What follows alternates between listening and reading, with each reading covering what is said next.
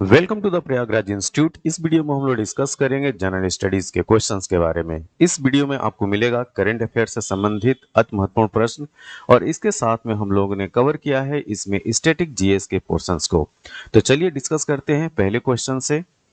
पहला क्वेश्चन हमने ये सेट किया है कि गरुण 7, यहाँ पे देखिए गरुण 7 की बात की जा रही है। भारत की वायुसेना और किस देश के बीच आयोजित द्विपक्षीय अभ्यास है। तो आपको बात बताना है कि गरुण 7 जो है भारत की जो नेवल फोर्स है और किस देश के बीच यह बाइलेटरल एक्सरसाइज है। तो इसका सही उत्तर है फ्रांस।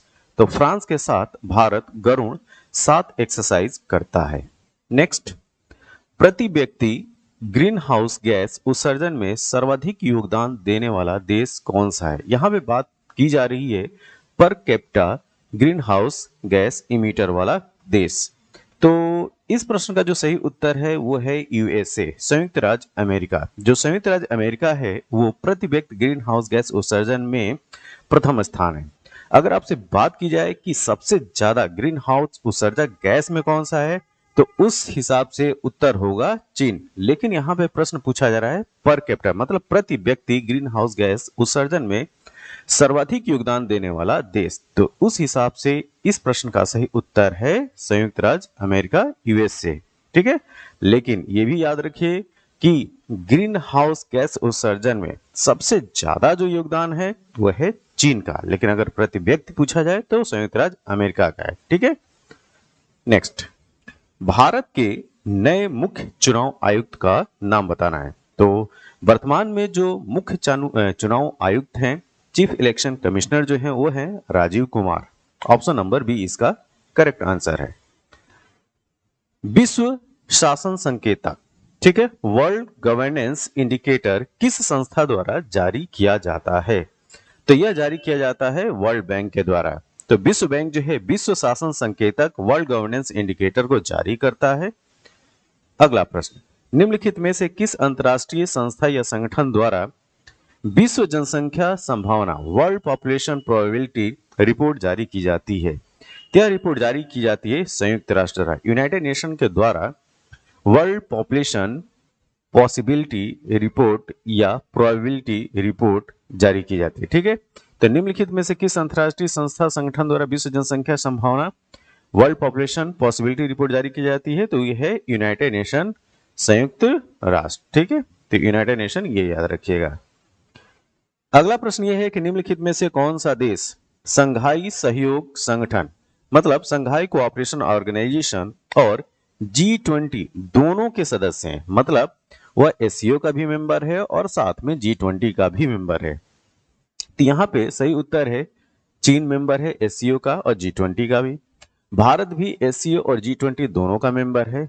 रूस भी जो है वो एससीओ और G20 दोनों का मेंबर है। लेकिन पाकिस्तान जो है वो एससीओ का तो मेंबर है लेकिन G20 का मेंबर नहीं है। ठीक है, कजाकिस्तान भी एससीओ का मेंबर है। ठीक है, एससीओ का मेंबर है लेकिन G20 का मेंबर ये नहीं है। ठीक है, तो इस हिसाब से जो सही उत्तर होगा, जो दोनों के मेंबर हैं एससीओ और G20 के, वो है चीन, भारत और रूस। तो ऑप्शन नंबर बी इसका करेक्ट आंसर है, 1, 2 एंड 3। अगला प्रश्न, यमुना नदी के संदर्भ में निम्नलिखित कथनों पर विचार कीजिए। यहाँ पे 3 स्टेटमेंट दिए गए हैं। इन 3 स्टेटमेंट से आपको बताना है कि कौन कौन से स्टेटमेंट सही है। यमुना गंगा नदी की सबसे सबसे लंबी सहायक नदी है, ये पहला स्टेटमेंट है। दूसरा स्टेटमेंट ये है कि यह गंगोत्री ग्लेशियर से निकलती है। तीसरा स्टेटमेंट यह है कि यह केवल 3 राज्यों से होकर प्रभावित होती है। तो देखिए, पहला स्टेटमेंट सही है लेकिन दूसरा ये गलत है। ठीक है, और तीसरा ये भी गलत है। तो इस हिसाब से जो सही उत्तर होगा वो होगा केवल ए, मतलब केवल एक, इसका ऑप्शन सही है। नेक्स्ट, निम्नलिखित में से किस वर्ष भारत सरकार द्वारा ई नाम मतलब इलेक्ट्रॉनिक नेशनल एग्रीकल्चर मिशन नामक पोर्टल की शुरुआत की गई। तो इसकी शुरुआत की गई थी 2016 में। 2016 में जो ई नाम की शुरुआत की गई थी। अगला क्वेश्चन ये है कि अंतरराष्ट्रीय प्रकृति संरक्षण संघ IUCN का मुख्यालय कहां पे है। तो इसका मुख्यालय है स्विट्जरलैंड में, ग्लैंड में। ठीक है, ऑप्शन नंबर डी इसका सही उत्तर है। तो IUCN का मुख्यालय जो है वो ग्लैंड में है। अच्छा, अगर आप लोगों से पूछा जाए कि वर्ल्ड वाइड फंड WWF इसका कहां पे है मुख्यालय, तो इसका भी मुख्यालय आपको मिलेगा इंग्लैंड में। नेक्स्ट, स्वीप कार्यक्रम SWEEP निम्नलिखित में से किससे संबंधित है? ये बहुत इंपॉर्टेंट क्वेश्चन है। स्वीप, तो ये है मतदाता साक्षरता, ठीक है। ऑप्शन नंबर बी इसका सही उत्तर है। तो मतदाता साक्षरता जो है उससे रिलेटेड है स्वीप कार्यक्रम, स्वीप प्रोग्राम। नेक्स्ट, उकाई सिंचाई, उकाई सिंचाई परियोजना भारत के निम्नलिखित में से किस राज्य में स्थित है? आपको बताना है उकाई जो इरिगेशन प्रोजेक्ट है वो किस राज्य से संबंधित है, तो ये है गुजरात से। ऑप्शन नंबर बी इसका सही उत्तर है। अगला क्वेश्चन, निम्नलिखित में से कौन सा सही सुमेलित नहीं है? आपको मिस मैच बताना है, ठीक है। तो मुद्रा राक्षस विशाखा दत्त की है, ये तो मैच है। सूर्य सिद्धांत, सूर्य सिद्धांत जो है वो सिद्ध सेन की नहीं है, तो ये मिसमैच है। रघुवंशम, रघुवंशम जो है कालिदास की है। पंच सिद्धांतिका वरामिहिर की है, ये भी सही है, ठीक है। तो प्रश्न पूछा गया है कि सुमेलित नहीं है, तो ये है ऑप्शन नंबर बी। नेक्स्ट, सोर मंदिर, सोर टेम्पल निम्नलिखित में से किस राज्य में स्थित है? तो सोर टेम्पल स्थित है तमिलनाडु में। नेक्स्ट, निम्नलिखित में से किस युग्म के सभी देश सार्क के सदस्य हैं? आपको बताना है सार्क के जो सदस्य हैं उन देशों के नाम, ठीक है। तो यहाँ पे अफगानिस्तान, बांग्लादेश, भूटान और भारत, ये जो मतलब ऑप्शन नंबर ए में जो देश हैं वो सारे के सारे जो है वो सार्क समूह में आते हैं। सार्क समूह में जो है वो 8 देश आते हैं। कौन कौन से एक बार जान लीजिए, अफगानिस्तान, बांग्लादेश, भूटान, भारत, पाकिस्तान, मालदीव, नेपाल और श्रीलंका। नेक्स्ट, नेक्स्ट क्वेश्चन ये है कि निम्नलिखित में से जैविक उर्वरक से संबंधित सूक्ष्म जीव है? आपको जो बायो फर्टिलाइजर है उससे संबंधित आपको जो माइक्रो ऑर्गेनिज्म है उसका नाम बताना है। तो राइजोबियम भी है, ये बैक्टीरिया है। एजोटोबैक्टर, ये भी बैक्टीरिया है। फास्फोबैक्टीरिया, ये भी है, ठीक है। तो उपयुक्त सभी, ऑप्शन नंबर डी इसका करेक्ट आंसर है, ठीक है। अगला प्रश्न, भारत के दूसरे चीफ ऑफ डिफेंस CDS के रूप में किसे नियुक्त किया गया? तो ये हैं लेफ्टिनेंट जनरल अनिल चौहान। अनिल चौहान जी को जो है दूसरे चीफ ऑफ डिफेंस स्टाफ के रूप में नियुक्त किया गया। अगला क्वेश्चन, अगला क्वेश्चन ये है कि विश्व बौद्धिक संपदा संगठन द्वारा जारी वैश्विक वैश्विक नवाचार सूचकांक मतलब ग्लोबल इनोवेशन इंडेक्स 2022 में भारत को कौन सा स्थान प्राप्त हुआ है? तो भारत को 40वां स्थान प्राप्त हुआ है, किसमें? वैश्विक नवाचार सूचकांक में। अगला प्रश्न, 111वां संविधान संशोधन विधेयक किससे संबंधित है? ठीक है, तो 111th जो कॉन्स्टिट्यूशनल अमेंडमेंट बिल है वो किससे संबंधित है, ये आपसे पूछा जा रहा है। तो ये है सहकारी समिति से रिलेटेड, सहकारी समितियों से रिलेटेड है 111वां संविधान संशोधन विधेयक। नेक्स्ट, भारत के अटॉर्नी जनरल मतलब महान्यायवादी का कार्यकाल कितने वर्ष का होता है? तो उनका कार्यकाल जो है वो फिक्स नहीं होता है, इस वजह से इसका ऑप्शन नंबर डी सही होगा, इनमें से कोई नहीं। नेक्स्ट, अगला क्वेश्चन ये है कि निम्नलिखित में से किसको निर्वाचन आयोग का राष्ट्रीय आइकॉन घोषित किया गया है? ठीक है, तो आपको बताना है कि किसको निर्वाचन आयोग का राष्ट्रीय आइकॉन घोषित किया गया है। तो ये हैं Pankaj Tripathi, option number A. Next question ये है कि मणिपुरी लोक नृत्य के संबंध में कथनों पर विचार करना है। पहला यह है कि इसके पौराणिक संदर्भों में कृष्ण और राधा का नृत्य शामिल है, इसमें केवल महिलाएं शामिल होती हैं। तो देखिए इसका जो सही उत्तर है ऑप्शन नंबर सेकंड, मणिपुरी लोक नृत्य का संबंध में ये जो है केवल 2 ऑप्शन से, इसमें केवल महिलाएं शामिल होती है। नेक्स्ट, विश्व का सबसे बड़ा अंतर्राष्ट्रीय पुलिस संगठन इंटरपोल के संबंध में निम्नलिखित कथनों पर विचार करना है। यह सीमा पार पुलिस सहयोग की सुविधा प्रदान करता है, यह स्टेटमेंट सही है। इसकी स्थापना वर्ष 1953 में की गई थी, यह स्टेटमेंट गलत है। तो इस वजह से ऑप्शन नंबर ए इसका सही उत्तर है। पीएम श्री योजना का आरंभ निम्नलिखित में से किस क्षेत्र में सुधार हेतु किया गया है? तो ये है शिक्षा क्षेत्र से। नेक्स्ट,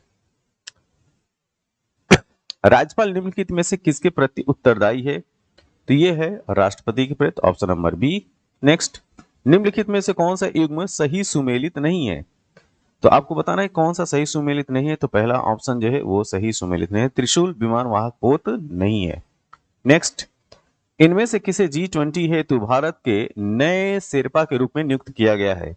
तो ये है Amitabh Kant, option number C इसका सही उत्तर है। अगला प्रश्न, एकीकृत बाल विकास योजना इंटीग्रेटेड चाइल्ड डेवलपमेंट स्कीम की शुरुआत किस वर्ष की गई थी? तो ये है 1975 का।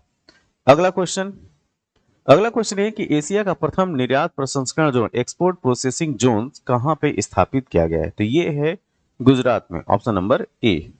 नेक्स्ट, मोहिनीअट्टम लोक नृत्य के संबंध में निम्नलिखित कथनों पर विचार कीजिए। यह कर्नाटक का लोक नृत्य है, पहला ऑप्शन। यह मूल रूप से केवल स्त्रियों द्वारा निष्पादित किया जाता है, ठीक।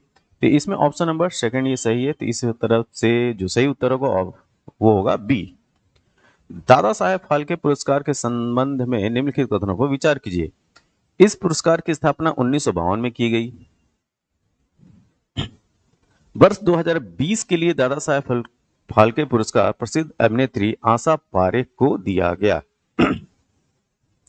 तो इसका जो सही उत्तर है ऑप्शन नंबर सेकंड।